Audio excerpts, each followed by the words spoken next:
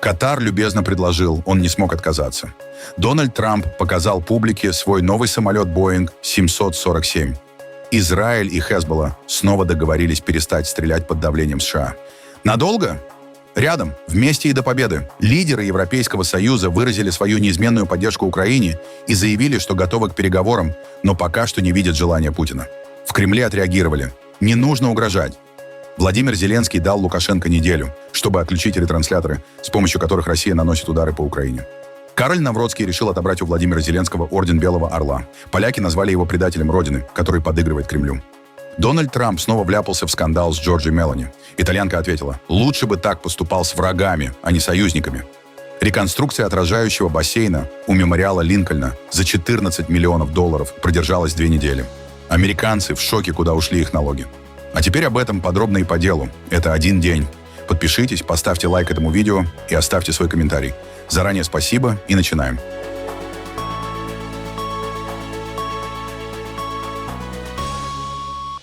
Такого больше нет ни у кого в мире. Дональд Трамп представил обновленный президентский самолет Air Force One на авиабазе Эндрюс в штате Мэриленд.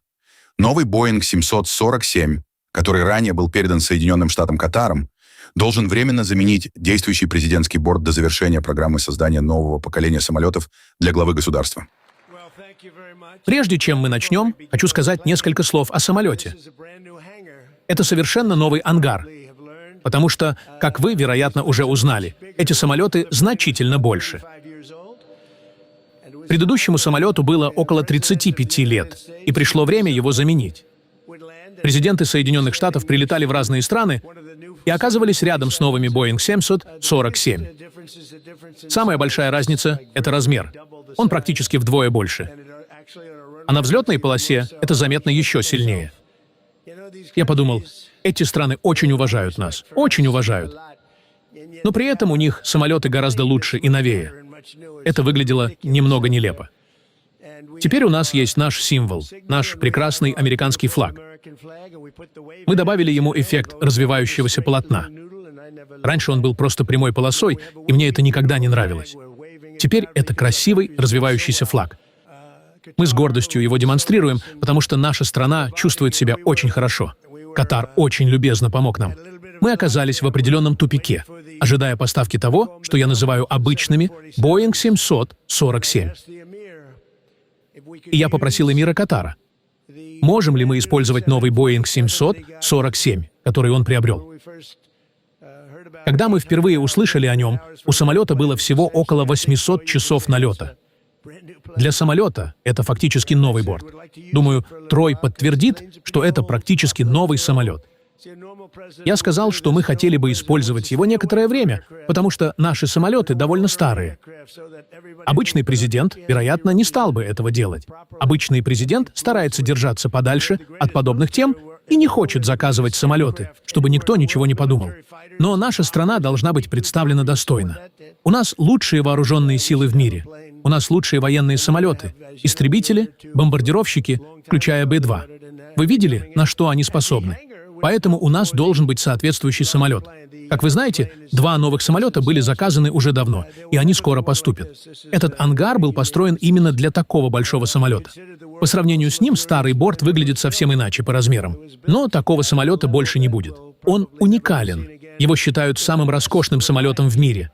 Когда его строили, уровень исполнения был таким, что, вероятно, ничего подобного больше уже не создадут. И если представители прессы захотят, не знаю, поможет ли это мне в публикациях, думаю, ваши материалы не сильно изменятся, мы устроим для вас небольшую экскурсию. Посмотрите, журналисты даже улыбаются. Вы действительно улыбаетесь?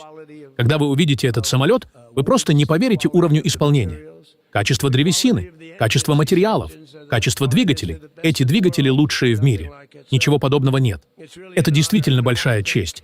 И я хочу поблагодарить эмира Катара. Он замечательный человек. За последние несколько месяцев ему пришлось через многое пройти. Он очень смелый. Вы будете проводить со мной много времени. У нас впереди много поездок, мы поедем в Турцию. В какой-то момент в этом году мы снова посетим Китай. Председатель Си приедет сюда в сентябре, но затем мы отправимся в Китай на крупную конференцию. Я пообещал принять в ней участие. И я хочу поблагодарить Китай, потому что, если честно, я попросил председателя Си не вмешиваться в ситуацию вокруг Ирана. Китай получает 50% своей нефти через этот пролив. Но я попросил его не вмешиваться, и он сказал, что не будет этого делать. И действительно не вмешался. Очень любезно с его стороны. Действительно очень любезно. Я это ценю. Так что нам предстоит много совместных поездок. Также Дональд Трамп не обошел вниманием тему Ирана, движение в Ормузском проливе и дружбу с Израилем.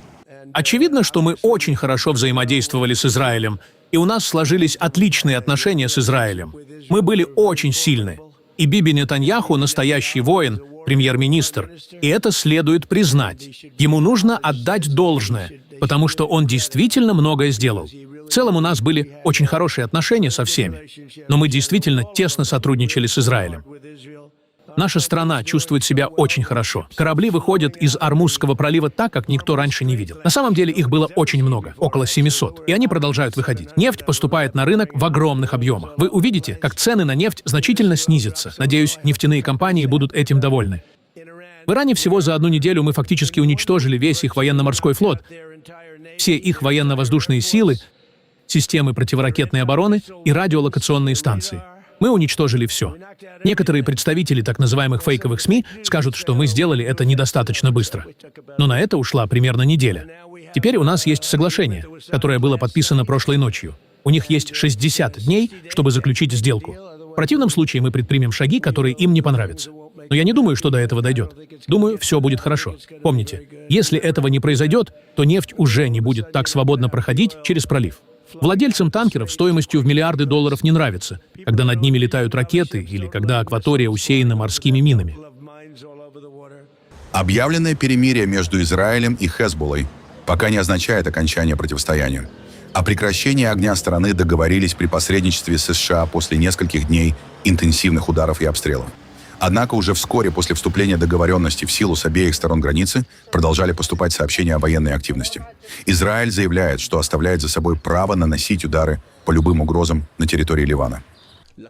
Силы на местах обладают полной оперативной свободой для устранения угроз в любом районе. За пределами желтой линии или передовой зоны безопасности мы действуем для устранения угроз в соответствии с достигнутыми договоренностями. Мы соблюдаем эти соглашения и продолжим устранять любые угрозы. Что касается Бейрута и других районов Ливана, то мы действуем в соответствии с полученными указаниями. Если не поступит иных распоряжений, мы продолжим действовать в рамках нынешних инструкций. Ограничения существуют. Мы действуем в рамках этих ограничений в соответствии с указаниями политического руководства. Но когда речь идет об устранении угроз, мы уполномочены действовать в любом районе и продолжим устранять любую угрозу, которая будет выявлена в отношении наших сил или наших жителей. Мы сохраняем передовое оборонительное присутствие до тех пор, пока существует угроза для жителей Северного Израиля. Пока Хезболла остается угрозой, мы будем сохранять свои передовые позиции.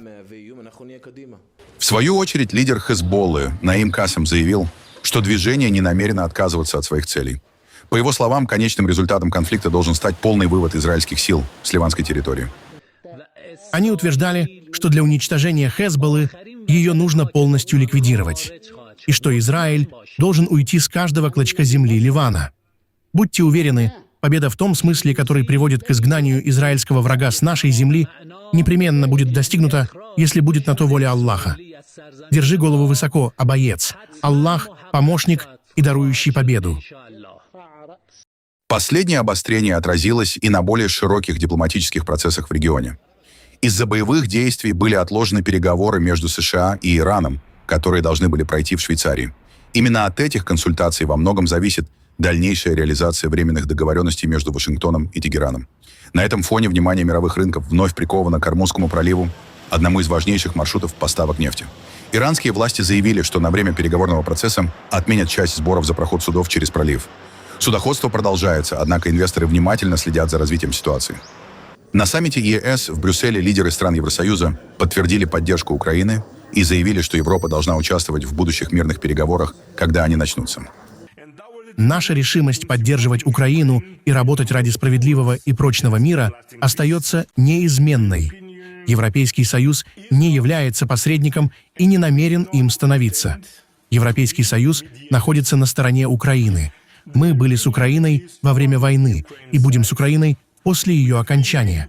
Также очевидно, что, к сожалению, мы пока не видим заслуживающих доверия признаков того, что Россия готова участвовать в серьезных переговорах. Но именно потому, что нам необходимо поддерживать Украину и дипломатическими средствами, нам нужен прямой дипломатический канал с Россией. К сожалению, время для переговоров еще не наступило. И мы не хотим подменять собой Украину, потому что только Украина, только президент Зеленский обладает легитимностью вести переговоры от имени Украины. Украина находится за рулем этого процесса. Мы, Европейский Союз, поддерживаем Украину. И рано или поздно Россия будет вынуждена сесть за стол переговоров, в том числе под давлением наших санкций. И когда этот момент наступит, нам потребуется единый европейский посыл для президента Путина. Президент Франции Эммануэль Макрон добавил, что вопросы европейской безопасности не могут решаться без участия европейских стран. Мы не посредники, мы поддерживаем Украину. Мы оказываем ей помощь и поддержку. Мы ввели санкции против России. Есть и второй момент, очень простой и совершенно ясный, который мы всегда отстаивали. Когда начнутся переговоры, европейцы должны быть за столом переговоров. Потому что речь идет об интересах Европы, интересах, которые частично связаны с происходящим в Украине, с помощью, которую мы предоставили, с вопросом расширения, который касается европейцев, а также с финансовой поддержкой и кредитами, которые мы смогли предоставить в рамках соответствующих финансовых механизмов. Поэтому Европейский Союз должен быть представлен, и президент Антонио Кошта в рамках своих полномочий будет иметь место за этим столом. При этом государства-члены также должны быть представлены. Он не может представлять их в вопросах гарантий безопасности, которые станут ключевым элементом любых переговоров. В Москве продолжают говорить о необходимости переговоров, но отвергают возможность диалога на условиях давления. В Кремле заявляют, что готовы к контактам с европейскими странами, если речь будет идти о равноправном обсуждении, а не об ультиматумах. О том, каким в Москве видят дальнейший переговорный процесс и роль США в урегулировании войны, рассказал министр иностранных дел России Сергей Лавров. Есть ощущение, понимаете, что может произойти опять изменение подхода, как это произошло после встречи в Анкоридже, где были достигнуты понимания. Сейчас все про дух говорят, что дух выветрился. Дух, он не имеет отношения к пониманиям. Понимания были четкие. И они достигнуты были на основе согласия президента Путина с предложениями, которые американская сторона представила.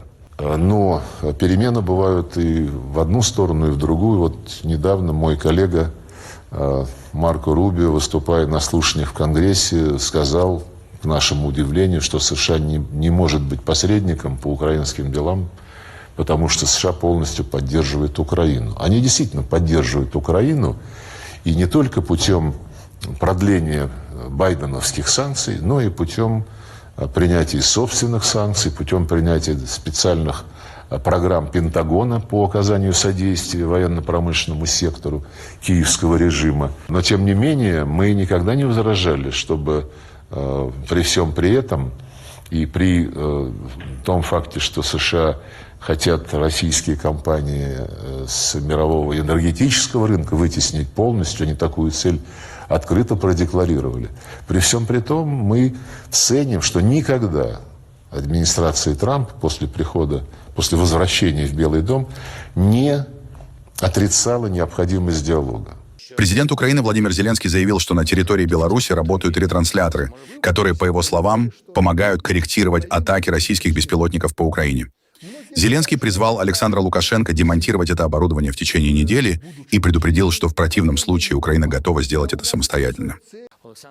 Александр Григорьевич Лукашенко, руководитель Беларуси, страны, которая является нашим соседом.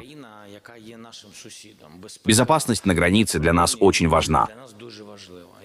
Он прекрасно понимает, что мы взрослые люди. Никто не обижается просто на слова, на личные слова. Если это оскорбление моей страны, будем обижаться и не забудем. А если это какие-то личные вещи, дай Бог, всех прощу, скажем так. Сейчас Россия будет продолжать подталкивать его к этой войне. Сейчас он понимает, что Украина будет отвечать. Не нужны лишние слова.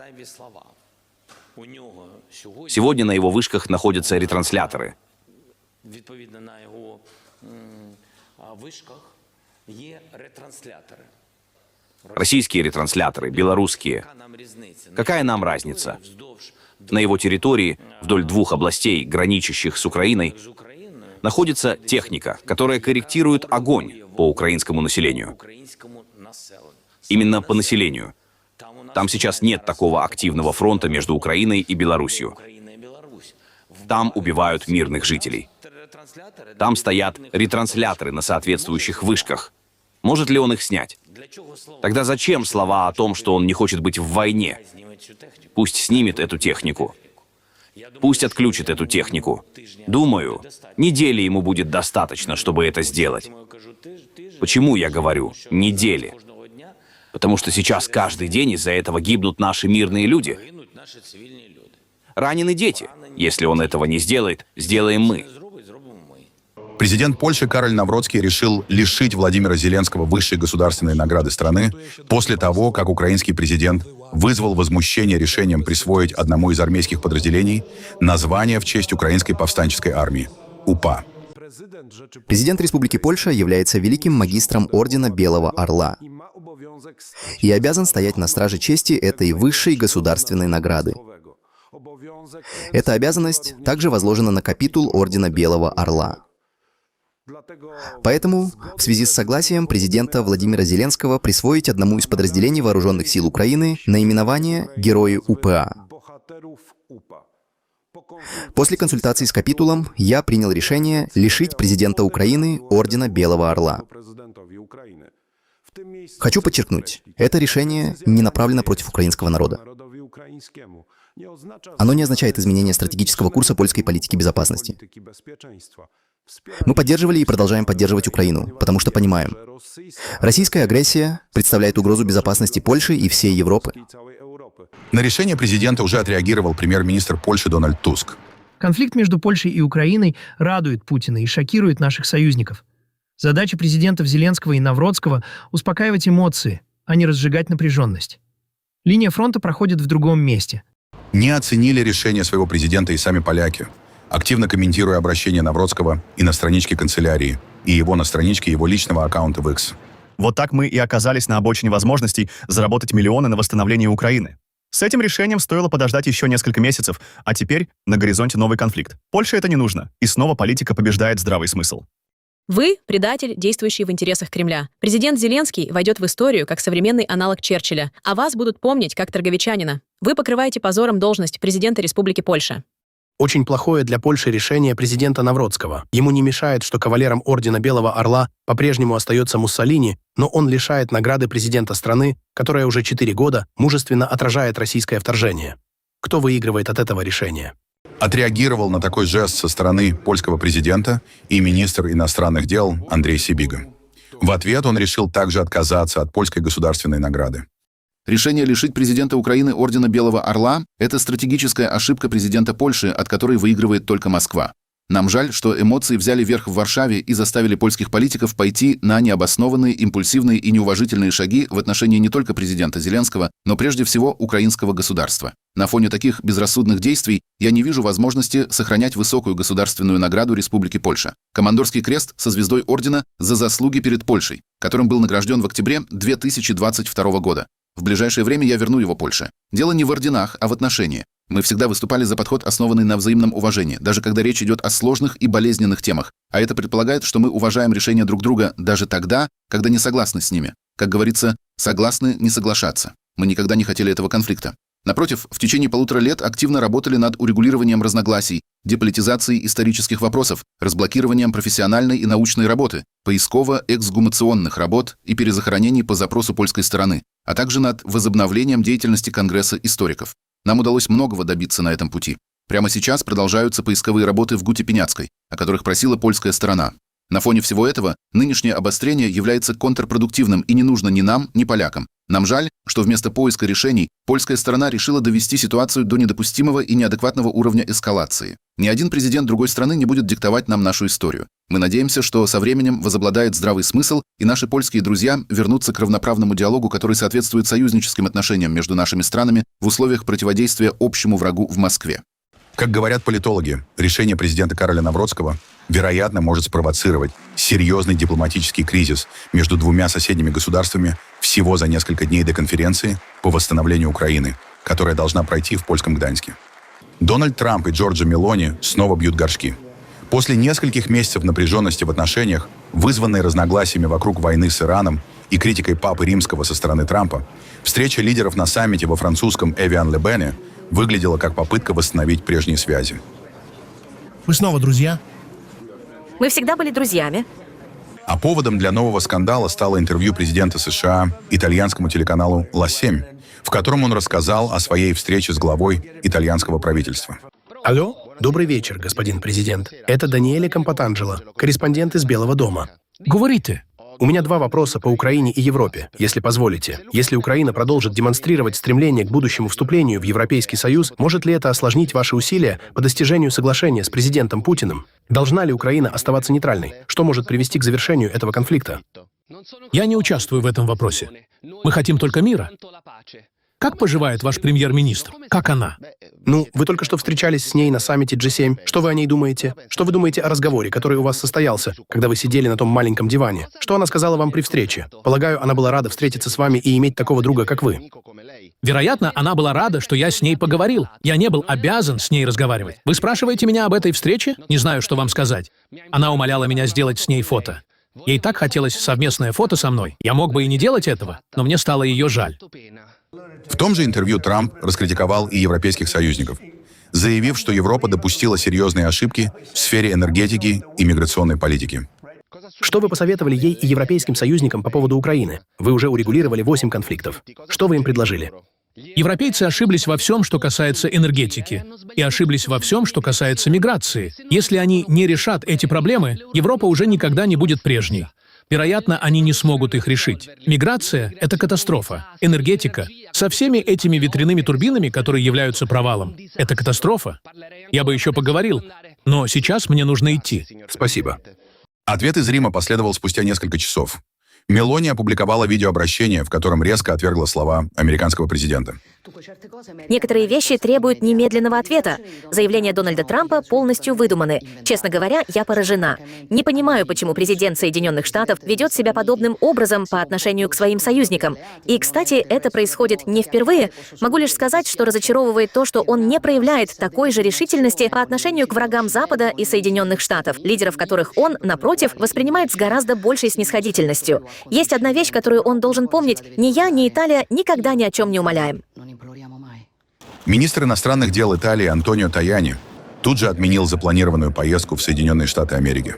Серьезные и оскорбительные слова президента Трампа в адрес премьер-министра Джорджа Мелони оскорбляют всю Италию. По этой причине я принял решение отменить свой визит в Соединенные Штаты, запланированный на 21 и 22 июня. К слову, еще недавно Мелони считалась одним из ближайших европейских партнеров Трампа и единственным лидером Евросоюза, присутствовавшим на его инаугурации в 2025 году. Однако последние разногласия показывают, что отношения между Вашингтоном и Римом становятся все более напряженными, несмотря на публичные заявления о дружбе и союзничестве. Менее чем через 2 недели после завершения реконструкции отражающего бассейна у мемориала Линкольна в Вашингтоне на его поверхности появились признаки разрушения покрытия. В воде заметны фрагменты отслаивающейся краски, а сам бассейн приобрел зеленый оттенок из-за цветения водорослей. На обновление одного из самых известных объектов – Национальной аллеи – было потрачено почти $15 миллионов. Работы проводились в рамках программы масштабного обновления федеральной столицы, которую продвигает администрация Дональда Трампа. Я нахожусь у отражающего бассейна мемориала Линкольна, и здесь произошли довольно поразительные события, связанные с этим проектом, к которому сам президент проявлял столь большой интерес. Помните, на то, чтобы полностью осушить этот бассейн и покрасить его дно в цвет синего американского флага, как говорил президент, было потрачено $14 миллионов. Предполагалось, что это сделает отражение более впечатляющим. Как видите, сейчас вода вся зеленая. Об этом знают. Они пытаются уничтожить водоросли. Но пока они этим занимаются, произошло кое-что еще. Посмотрите сюда. Эта синяя краска цвета американского флага начинает отслаиваться. Работы стоимостью $14 миллионов по обновлению дна этого отражающего бассейна буквально разваливаются у нас на глазах. Водоросли все еще здесь, а вот краска, похоже, исчезает. По данным журналистов, ранее рабочим уже пришлось обрабатывать воду перекисью водорода для борьбы с водорослями. Национальная служба парков США и компания-подрядчик пока не прокомментировали ситуацию. А среди посетителей мнения разделились. Одни считают возникшие проблемы техническими сложностями масштабного проекта. Другие говорят о неэффективном расходовании средств. Это была хорошая попытка что-то с этим сделать. Но когда имеешь дело с такой огромной площадью поверхности, неизбежно сталкиваешься с подобными проблемами. После увиденного я хочу получить свои деньги обратно. С самого начала это было огромной тратой средств. Если коротко, я считаю, что наши ресурсы можно было использовать гораздо эффективнее в других местах. Это печально, потому что деньги, которые все американцы платят за посещение национальных парков по всей стране, должны идти на поддержку парков по всей стране. Вместо этого Даг Бергам направляет их на тщеславный проект президента Трампа и даже с этим не справляется должным образом. На этот бассейн уже потрачено почти $15 миллионов. Это очень дорогое виниловое покрытие цвета синего из американского флага не продержалось. И недели. Оно уже отслаивается. И это досадно, потому что наши национальные парки заслуживают гораздо лучшего. Администрация Трампа действует на стыке злого умысла и некомпетентности. И здесь мы видим именно проявление некомпетентности. В Чикаго открылся президентский центр Барака Обамы, музейно-общественный комплекс, посвященный его 8 годам в Белом доме.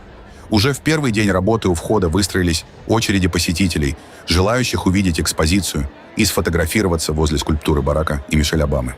Накануне в церемонии открытия приняли участие сам Барак Обама с семьей, а также бывшие президенты США Джо Байден, Билл Клинтон и Джордж Буш-младший. Среди гостей были и известные мировые политики, артисты и музыканты. Именно поэтому мы создавали этот центр не как безжизненный мавзолей.